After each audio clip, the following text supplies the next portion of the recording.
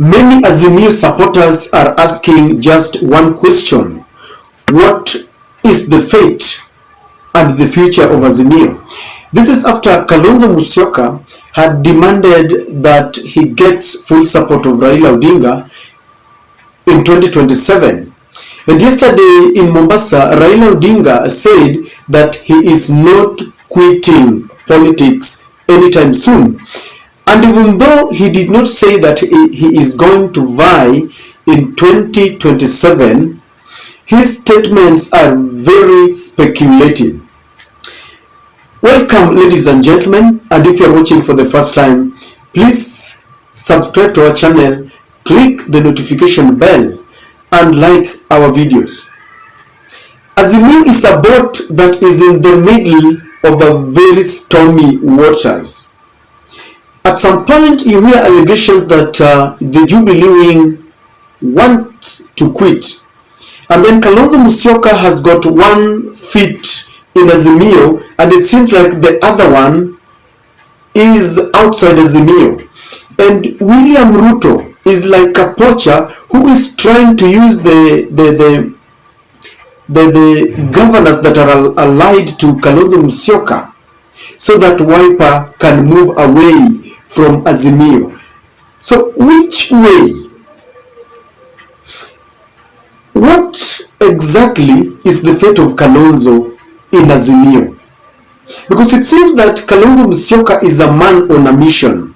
Like any other politician, if you ask me, Kalonzo is ambitious. There isn't any politician who is not ambitious. If you look at people like Martha Karua, at some point they had contested for presidency. Kaluki Gilu had contested, and Kalonzo Musioka, rightly so, has supported Raila for now I think 3 times because of circumstances. So after Raila indicated that he is not quitting, I believe Kalonzo Musioka is only left with 3 options, solid options, ladies and gentlemen.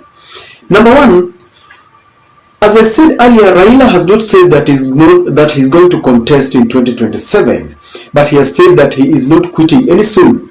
So Kalonzo Musioka can stay within Azimio, and they play their politics, build their brand, become a formidable force as they chart the way forward in 2027.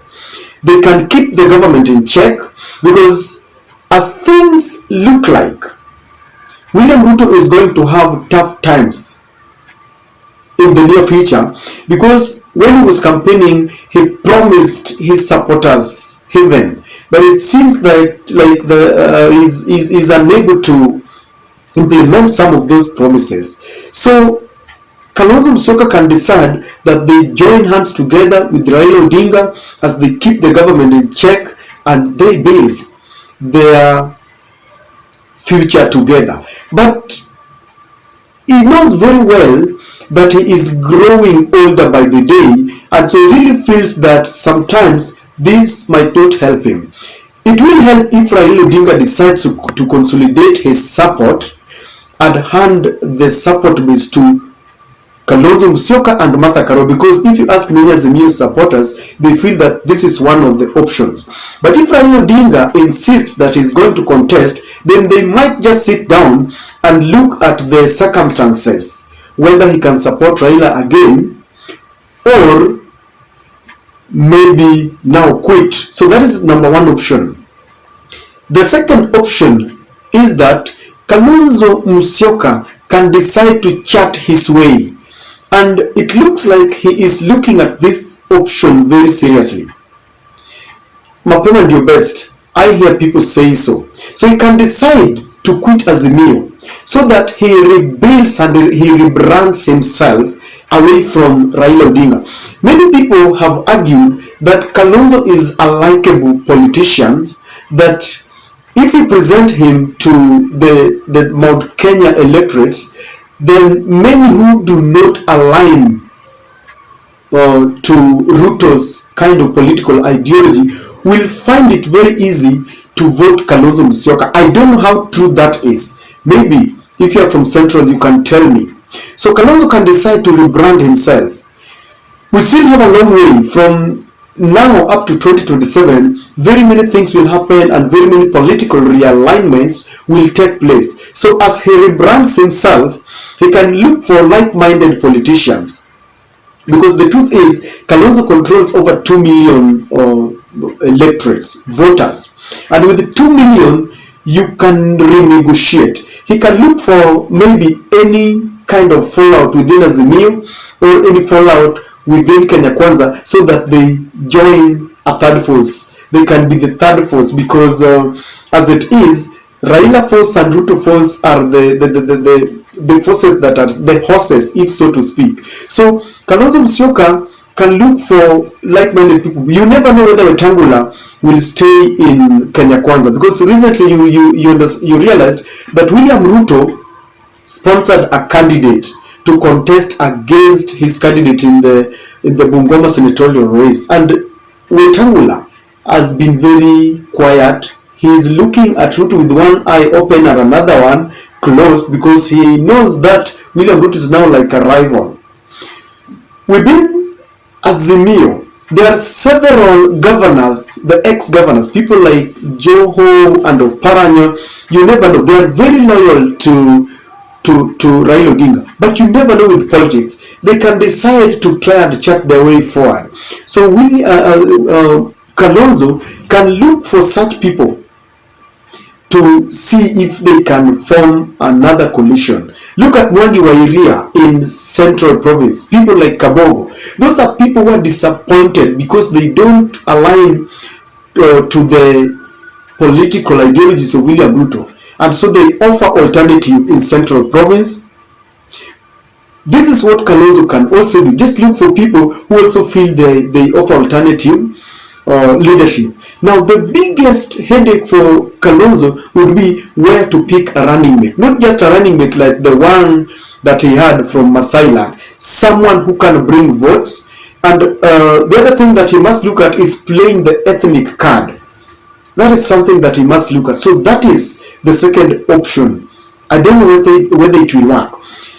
The third option is maybe to join William Ruto.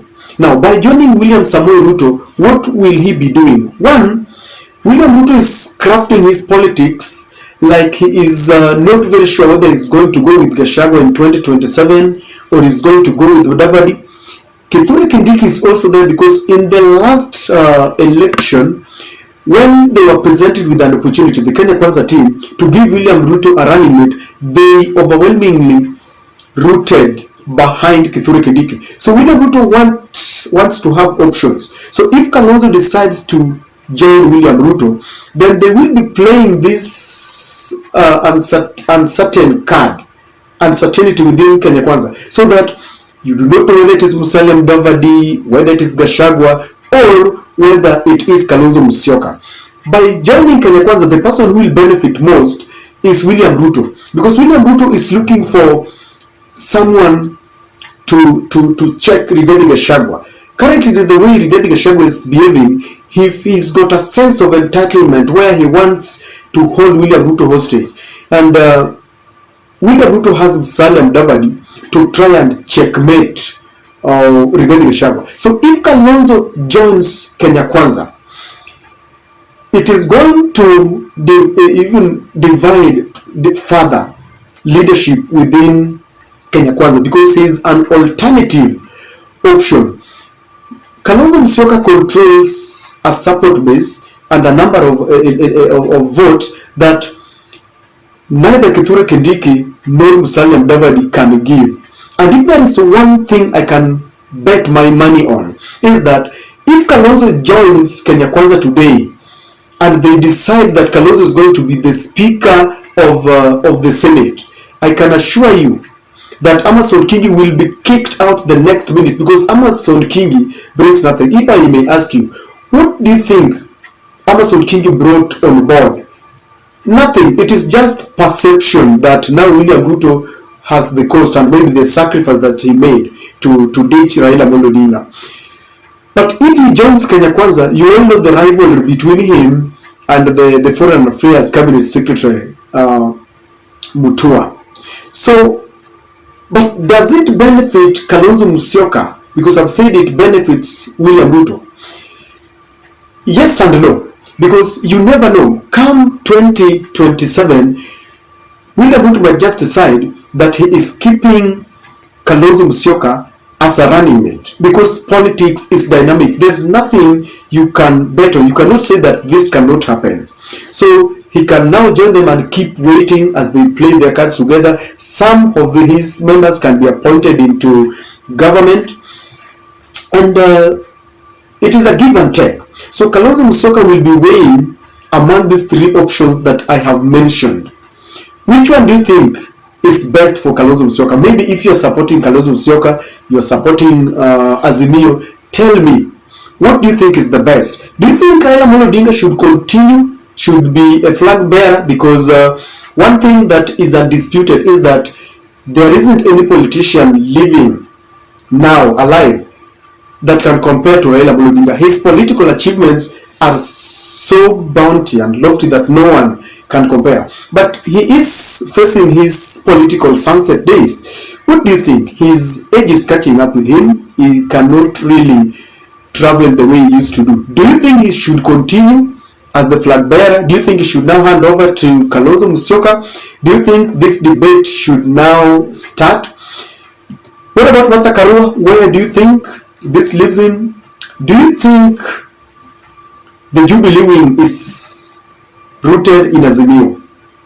Share with me in the comment section, ladies and gentlemen, and that is my take.